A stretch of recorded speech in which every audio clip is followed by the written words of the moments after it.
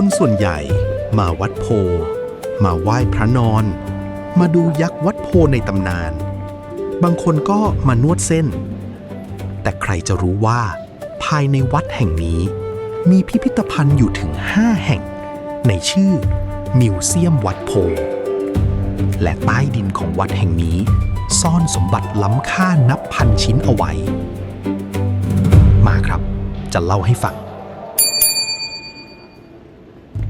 พิพิธภัณฑ์แรกที่เราจะไป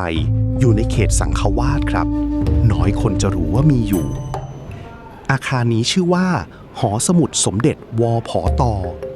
สร้างเพื่อเป็นอนุสรณ์แด่สมเด็จพระวรรณรัตน์เผื่อนเจ้าอาวาสวัดโพรูปที่10ครับจุดหมายของเราวันนี้อยู่ชั้นใต้ดินที่ปิดมานานหลายปีเรียกได้ว่าเป็นคลังสมบัติล้ำค่าที่ทางวัดได้เก็บรวบรวมศิลปวัตถุหายากที่ได้รับพระราชทานจากพระมหากษัตริย์หลายรัชกาลและจากผู้มีจิตศรัทธาถวายแก่วัดเพื่อใช้ในพิธีสงฆ์ตลอดระยะเวลา200 กว่าปีครับไฮไลท์สำคัญที่ไม่ควรพลาดคือบาทประดับมุกที่ระลึกงานพระราชพิธีบรมราชาภิเษกของรัชกาลที่5ครับแล้วก็ชุดเครื่องเขียนประดับมุกของพระราชทานจากรัชกาลที่6ในงานพระราชพิธีบรมราชาภิเษกแล้วก็มีบาทดินเผาเคลือบรานที่เป็นเทคนิคการเคลือบให้ผิวเคลือบมีลักษณะแตกลายงาแล้วก็พวกชุดเครื่องโต๊ะศิลปะจีนสมัยราชวงศ์ชิงอันนี้เป็นคอลเลกชันของสมเด็จพระวรรณรัตน์เผื่อนที่ใช้เป็นเครื่องตั้งโต๊ะรับเสด็จในพระราชพิธีถวายผ้าพระกฐินครับ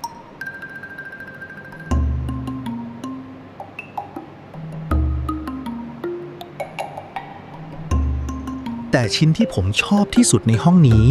คือตู้พระธรรมลายกำมะลอตู้ใบนี้มีประวัติน่าสนใจมากครับเพราะถูกทาสีฟ้าทับลายเดิมทั้งใบ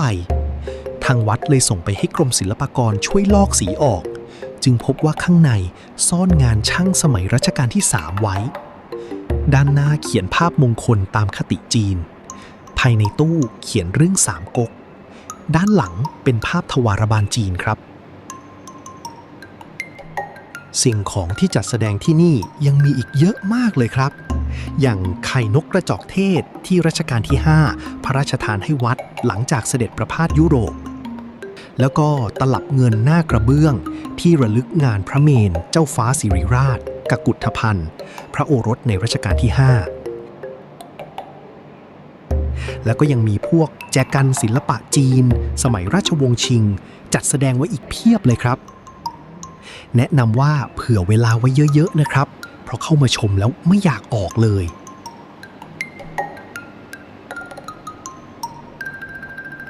เราเดินข้ามเข้ามาในเขตพุทธาวาสสู่พระวิหารทิศใต้พระปัญจวัคคีย์ภายในประดิษฐานพระพุทธชินราชพระพุทธรูปปางปฐมเทศนาองค์นี้อัญเชิญมาจากกรุงศรีอยุธยาครับที่นี่คือพิพิธภัณฑ์เครื่องมุกจัดแสดงตะลุ่มมุกและสำรับอาหารกว่า200รายการที่ใช้ถวายภัตตาหารแด่พระภิกษุตั้งแต่อดีตจนถึงปัจจุบันบางชิ้นยังคงใช้จริงในงานพิธีสงฆ์จนถึงวันนี้ครับงานเครื่องมุกคืองานประณีตศิลป์ที่เกิดจากการฉลุเปลือกหอยมุกให้เป็นลวดลายชิ้นเล็กๆแล้วฝังลงบนภาชนะด้วยรักสีดำสีขาวแกมชมพูของมุกตัดกับดำของรักให้ลวดลายที่งดงามเป็นเอกลักษณ์ครับอีกฝั่งหนึ่งของวิหารจัดแสดงพระพุทธรูปเก่าที่หาดูยากความพิเศษอยู่ที่ไม่เคยเปิดให้ชมเลยกว่า30 ปีอันนี้พลาดไม่ได้นะครับเดินต่อมาถึงพระวิหารทิศตะวันตกพระนาคปลกครับที่นี่เป็นพิพิธภัณฑ์โบราณวัตถุพระมหาเจดีย์4รัชกาลเก็บโบราณวัตถุกว่า170รายการที่พบขณะบูรณะพระมหาเจดีย์มีทั้งเบญจาจำลองพระพุทธรูปบุเงินพระสังกัจจายพระโกฐลงยาและยังมีตู้พระธรรมลายรถน้ำ2หลังจัดแสดงด้วยนะครับ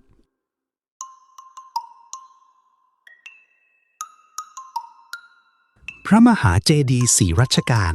คือหนึ่งในสิ่งที่สวยงามที่สุดในวัดโพ เจดีย์องค์แรกพระมหาเจดีย์ศรีสันเพชรดายานเจดีย์ประจำรัชกาลที่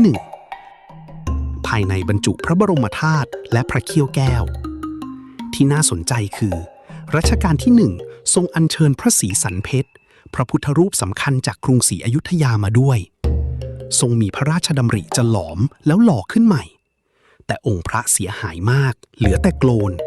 สมเด็จพระสังฆราชและพระราชาคณะเลยกราบบังคมทูลห้ามไว้จึงทรงนำไปฝังไว้ภายในแล้วสร้างเจดีย์ครอบแทน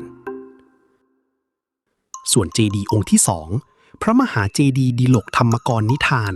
เป็นเจดีย์ประจำรัชกาลที่2เจดีย์องค์ที่3พระมหาเจดีย์มุนีบาทบริพารเจดีย์ประจำรัชกาลที่3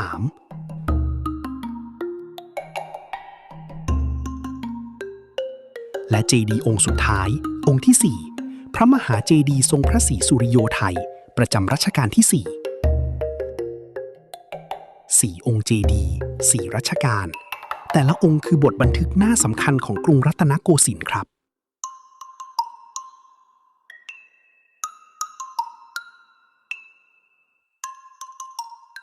เราเดินมาถึงห้องจัดแสดงเครื่องถ้วยและเครื่องแก้วที่ศาลาพระมณฑปทิศตะวันตกใกล้กับยักษ์วัดโพ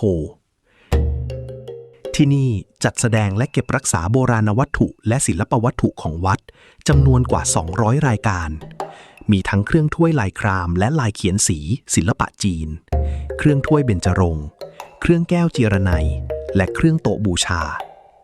ไฮไลท์ที่หาชมยากคือแจกันลายครามไฟเทคนิคการเขียนลายเคลือบพร้อมกัน2สีน้ำเงินจากโคบอลต์และสีแดงจากทองแดงทั้ง2สีต้องการอุณหภูมิเผาที่ต่างกันการทำให้ออกมาสวยพร้อมกันได้นั้นถือเป็นกรรมวิธีที่ยากมากในยุคนั้นนอกจากนี้ยังมีจิตรกรรมฝาผนังเรื่องรามเกียรติ์วาดโดยช่างสมัยรัชกาลที่3ตอนทศกัณฐ์แสดงอิทธิฤทธิ์ผลักเขาไกลลาดให้ตั้งตรงเพิ่งบูรณะและเปิดให้ชมครับ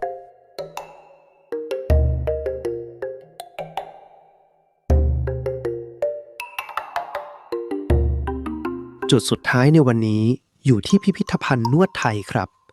ที่นี่จัดแสดงและให้องค์ความรู้ด้านการนวดไทยซึ่งได้รับการขึ้นทะเบียนเป็นมรดกภูมิปัญญาทางวัฒนธรรมที่จับต้องไม่ได้ของมนุษยชาติจากองค์การยูเนสโก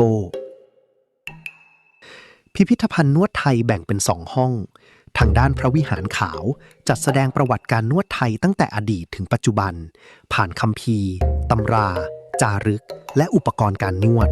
รวมถึงองค์ความรู้เรื่องเส้นประธานทั้ง10และสมุดไทยดำแสดงภาพโครงฤาษีดัดตน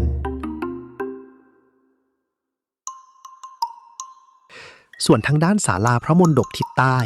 บอกเล่าประวัติโรงเรียนแพทย์แผนโบราณวัดพระเชตุพนสถาบันที่สืบทอดรากเหง้าภูมิปัญญานี้มาจนถึงทุกวันนี้ครับ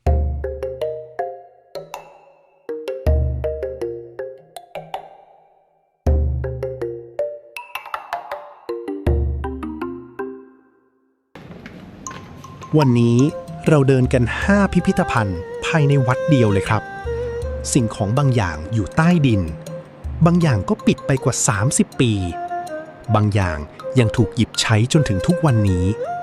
และบางอย่างก็เพิ่งเปิดให้เห็นเป็นครั้งแรก200กว่าปีของความศรัทธาความงามและภูมิปัญญาไม่ได้หายไปไหนครับวัดโพแห่งนี้ยังคงรักษาไว้เป็นอย่างดี